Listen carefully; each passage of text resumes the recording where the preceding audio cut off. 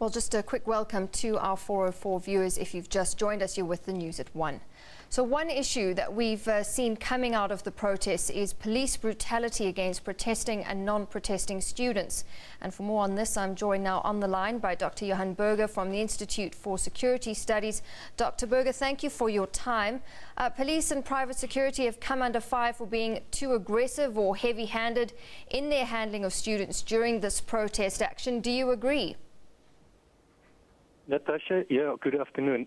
There certainly were a number of incidents that we saw in various video footages on news bulletins and so on, where the police and private security companies have acted in a way that certainly crossed the boundaries of acceptable use of force. But I think we should also keep in mind that this type of student protests is no longer innocent to the extent where it is a non-violent protest action. We often see extremely violent situations. Even on occasion, we see the use of petrol bombs. And that means premeditated use of violence and destruction of property. And of course, also intruding on the rights of other students who wish to continue with their classes. Of course, it does not in any way justify the unnecessary use of violence by the police and private security officials, but at least it places this in perspective, in the sense that there's violence all over. One would expect that the police, especially the public order police unit members who are specially trained to deal with situations such as this, where they would not act on provocation, but simply to enforce the law where that is necessary, that you shouldn't see incidents of this nature. Of course, I think some of the incidents that we saw was created by private security officials who perhaps are not trained to the same level of handling these kinds of incidents as are the police. But but that this is being in many instances instigated by smaller groups of students.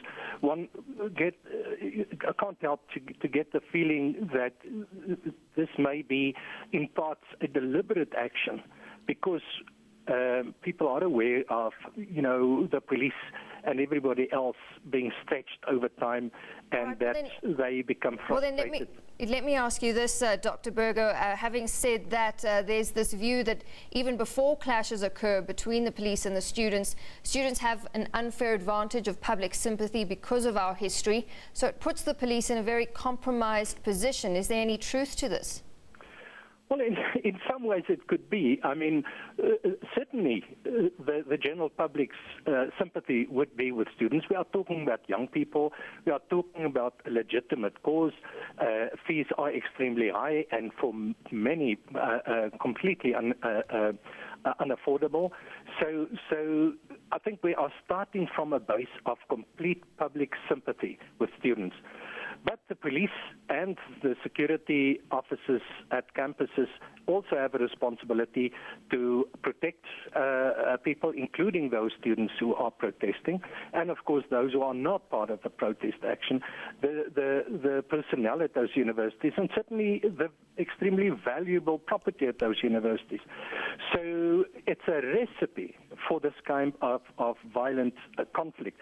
And so I think the problem is that there are more and more indications that a few within those groups are exploiting the situation, and they are creating conditions that would ensure that there are these violent clashes, where the police then often find themselves in a situation where they go overboard and use far more force than is required, and then we sit with incidents that are internationally published, on various news fora, and creates the impression of total police brutality.